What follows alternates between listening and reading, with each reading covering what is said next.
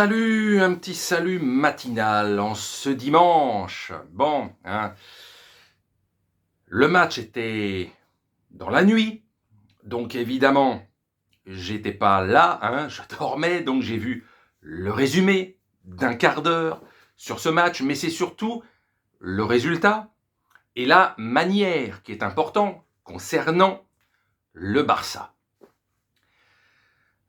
On a critiqué, et moi pas le dernier, depuis ces 2-3 dernières saisons que, évidemment, le jeu du Barça qu'on a rêvé, qu'on a aimé dans les années entre 2003, 2004 jusqu'en 2015, 2016, il y a eu une période entre les Iniesta, les Xavi, les Messi, les Ronaldinho juste avant, les Eto'o, les Thierry Henry, puis les Messi, les Suarez et les Neymar. Donc, dans toute cette période, entre 2004-2005, l'époque Ronaldinho, puis l'époque Messi, Iniesta, Xavi, puis l'époque avec donc Suarez, Neymar et Messi, donc pendant 10 ans, ce Barça nous a fait rêver dans le jeu, dans le côté flamboyant. Et il faut admettre que ces 2-3 dernières années, même si la saison dernière, il n'y avait pas Messi, mais les saisons d'avant, les 2 saisons d'avant, au moins, il y avait des matchs, 50% des matchs, on s'emmerdait. Il n'y avait plus cette patte. Et on était toujours, ah, c'est pas le grand Barça.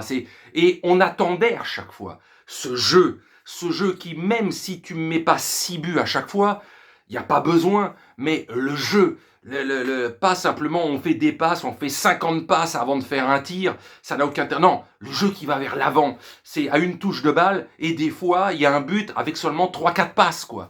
Mais ce jeu-là, et avec l'arrivée de Xavi, on sentait, évidemment qu'il n'avait pas l'effectif encore, la deuxième partie de saison dernière, pour pouvoir faire ce qu'il voulait, et qu'il fallait bien quelques semaines, voire quelques mois, pour mettre en place ce qu'il pense, la façon de voir le jeu, Xavi. Et là, malgré les difficultés financières, ça, on m'expliquera pas, je veux même pas comprendre, parce que de toute façon, quand un club te donne du plaisir en regardant les matchs, qu'ils soient en déficit ou pas en déficit, quelque part, même si on y réfléchit tranquillement, parce qu'on aime démolir tous les clubs quand tu es face à l'adversaire, etc. Bon, qu'est-ce qu'on en a à foutre des déficits? C'est pas notre pognon. Hein, c'est pas notre pognon à la base. Qu'est-ce qu'on s'en bat les steaks? Si c'est celui qui investit des millions, voire des centaines de millions, et qui à un moment donné gère mal, etc., il a des pertes lui-même, c'est son pognon, c'est leur pognon, ils doivent se démerder à trouver des solutions.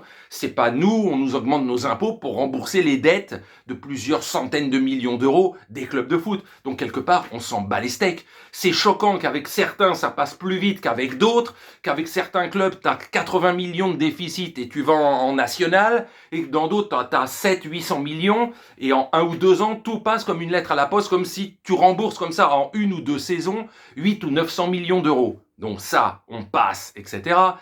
Voilà, ça peut choquer certains. Des fois, ça m'énervait moi aussi parce que je ne comprenais pas le 2 poids 2 mesures. Mais bon, bref, des clubs historiques, quand tu vois le recrutement qu'a fait le Barça, malgré tout ce qu'on peut imaginer depuis 1 an en termes de déficit, mais le recrutement et comment la mayonnaise commence sérieusement à prendre dans le jeu de Xavi, franchement, quand tu vois le match qu'ils ont gagné face à l'Inter Miami, ou que tu vois ce match-là, il y a le plaisir qui commence à arriver dans le style. Ça redevient ce qu'on a aimé, ce qu'on n'avait pas vu depuis au moins 3 saisons.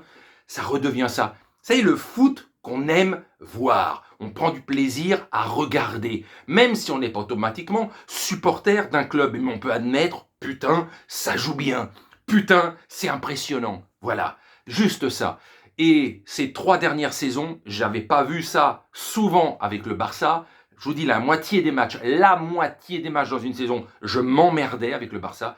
Et retrouver ce Barça qui m'a fait kiffer ces 10 dernières années, ces 15 dernières années, en dehors des 3 dernières saisons, là tu te dis, voilà la patte Barça. Voilà comment ça joue régulièrement la politique, l'ADN de ce club. Xavi tu lui as laissé 3, 4, 5 mois pour travailler. Maintenant, ça commence à payer. Alors oui, on a dit ça quand on voit des clubs qui se font laminer en match de préparation. Oui, mais tout l'effectif n'est pas au complet, notamment pour les clubs français, que ce soit Paris, que ce soit Marseille, que ce soit Lyon, etc., etc.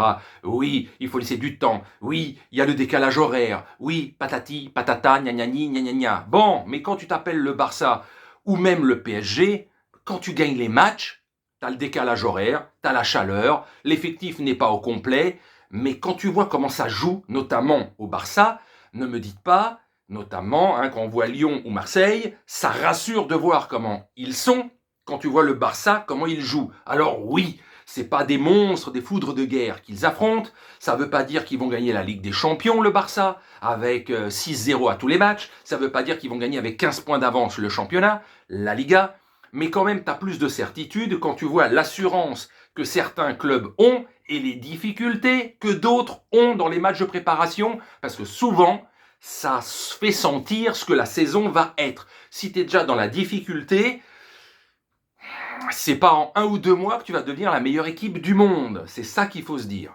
Voilà. Donc c'est tout.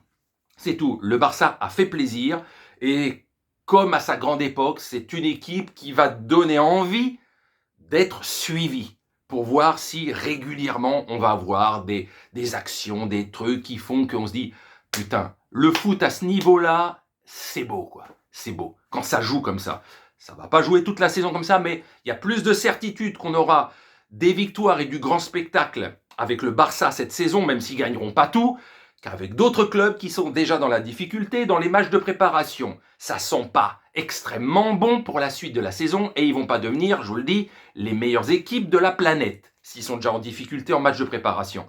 C'est lié, c'est corrélé à un moment donné. On a vu la saison dernière les matchs de prépa du PSG et on a vu ce que ça a donné la saison. Il y a eu un lien toute la saison.